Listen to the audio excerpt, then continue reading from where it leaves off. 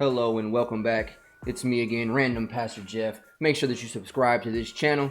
Make sure that you watch the whole video and ring that bell for notifications. Hey, I know I've already done some Cisco videos, but I want to kind of break it down a little bit further. So we're going to do a video by video breakdown of different steps. This video specifically is how to schedule a meeting through Cisco Webex systems. And you can even decide what type of calendars you want to use, but I'm not going to get too in-depth in this video. I want to get straight to the point, and I want to be able to show you how you can use webex.com and your Cisco Webex desktop app to schedule meetings. You can also do this from your mobile devices, but it's pretty much along the same lines. So whatever you get from this video, you can also apply to your mobile devices. It's pretty much the same thing. You just go through schedule a meeting, and this way you can gather your participants' emails ahead of time and get them notified as to even inviting them to the meeting and reminding them prior to the meeting occurring. So let's get into it. First thing you're going to do is,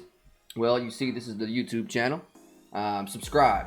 Go to your web browser. Okay, now if you're using Safari or Microsoft Edge and you want to do a meeting in those browsers, you're not going to be able to share a screen and all of that. So I would suggest using Google Chrome or Firefox if you can, but it's not a necessity. Again, my suggestion is go download the app, and I'll show you how to do that from here. Or you can check out one of my other videos that is literally called how to download the app. Okay, very basic stuff. We're gonna go to webex.com, as you can see there. Now you've already made an account, you've already signed up. If you don't know how to do that, you can find another video for that on my channel. But I'm just gonna go to sign in. You're gonna go to WebEx meetings, obviously, not the team stuff. I'm gonna use the same login information that I always do. Now, if you do this from the beginning, let's say you want to have a weekly small group meeting for church or something. All you need to do is schedule it one time and put all that stuff in there. And after you put it in there, it'll stay like that, and you can set it to recurring, and I'm going to show you that right now. First of all, if you didn't see how to download the app, you can go over here to downloads, and you can see where it says to download the desktop app. Okay, but I want to go home. From the home screen, you see the button that says schedule. From here, we're going to call it something.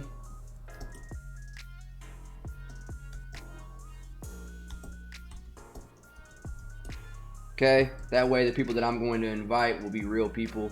And on the next video, I'll show you how to join the meeting after being invited for those that are just participants. We're just going to call this something crazy. Okay, we're going to set the time for, let's just say it's tonight.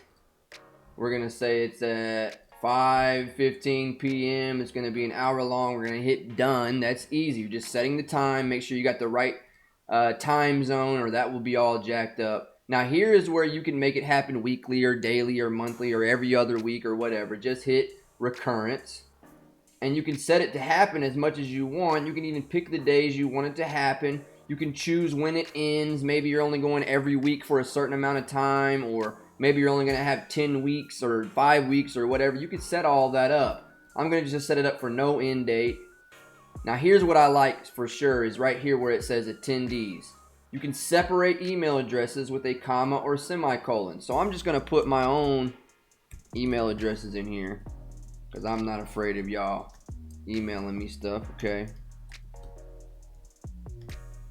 Now if I hit a comma, it automatically puts it in the queue just like that. That way you can do several emails at the same time, okay? Let's go with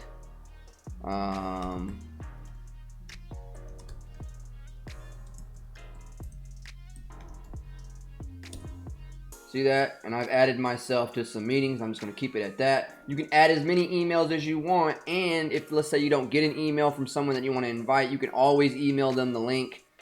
Emailing them the link is going to be better than texting it to them. We found that out the hard way, okay? Because when you access it through an email, it gives you the option to join with the app or to join by phone call. You can be a participant and call in or use the app either way on a mobile device, or you can also use a computer. It'd probably be better for you to do that anyway, but as a participant, you want it to be easier to join And so what we do is we send it to their emails instead of texting it to them, because it gives them an easier way to get access to the meeting. So I would suggest gathering email addresses, putting it in here, setting your time before everything is done, and that way you never have to do it again. And then all you have to do is hit schedule. Okay, very basic. I'm not going to break down anything else that's going on in here. You hit schedule, and what's going to happen is immediately you're going to get the participants are going to get an email address with that information. Okay, I will be getting an email. See, I just got an email.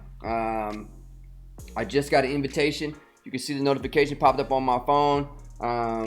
As soon as I hit schedule, I got the notification to attend, and in that notification, you will see, you can even RSVP if you're even going to be at the meeting or not. By the way, if they say maybe, that probably means they're not coming. Hey man, that's pretty much it. I just wanted to show you how to schedule a meeting, and you can set it that way. You can even see who's invited and all of these things. Very, very simple. You've got the link, you've got the number, you've got the password, you've got your host key in case you have to dial in. A bunch of different ways to do this, but let's just keep it simple. Okay, go in there, schedule a meeting, put all your information in there ahead of time, and you never have to touch it again. And then all you have to do is go to the app or use your desktop or whatever to host from now on, unless you want to host a different type of meeting. Don't make it too hard. Thank you for watching this video. Thank you for subscribing and ringing that bell. I'm Random Pastor Jeff, and I love y'all. Peace.